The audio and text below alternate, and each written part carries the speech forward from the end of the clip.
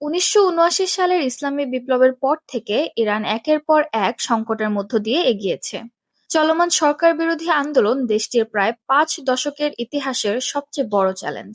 ব্যর্থ অর্থনীতি, লাগামহীন মূল্যস্ফীতি ও রাজনৈতিক সংস্কারের দাবিতে দেশজুড়ে যে নজিরবিহীন বিক্ষোভ চলছে তা ইরানের শাসন ব্যবস্থার ভিত কাঁপিয়ে দিয়েছে। শাহ মোহাম্মদ রেজা পাহলভির পতনের পর আয়াতুল্লাহ রুহুল্লাহ খোমেনির নেতৃত্বে ইসলামী প্রজাতন্ত্রের যাত্রা শুরু হলেও প্রথম বছরেই তেহরানে মার্কিন দূতাবাস জিম্মি সংকট দেশটিকে আন্তর্জাতিক সংঘাতের কেন্দ্রে ঠেলে দেয়। এরপর ১৯৮০ থেকে ১৯৮৮ সাল পর্যন্ত ইরান-ইরাক যুদ্ধে প্রায় ৫ লাখ মানুষ প্রাণ হারায়। রাসায়নিক অস্ত্র ব্যবহারে দেশটির অবকাঠামো ও অর্থনীতি বিধ্বস্ত হয়। ১৯৮০ ও ৯০-এর দশকে রাজনৈতিক হত্যাকাণ্ড, বোমা হামলা ও আন্তর্জাতিক নিষেধাজ্ঞা ইরানকে আরও অস্থিতিশীল করে তোলে।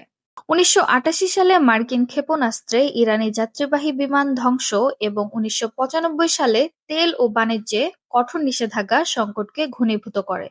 পরমাণু কর্মসূচি কেন্দ্রিক পশ্চিমা অবরোধ, ২০২০ সালে কাসেম সোলেমানির হত্যা এবং সাম্প্রতিক ইসরায়েলি হামলা ইরানকে আন্তর্জাতিকভাবে আরও কোণঠাসা করেছে।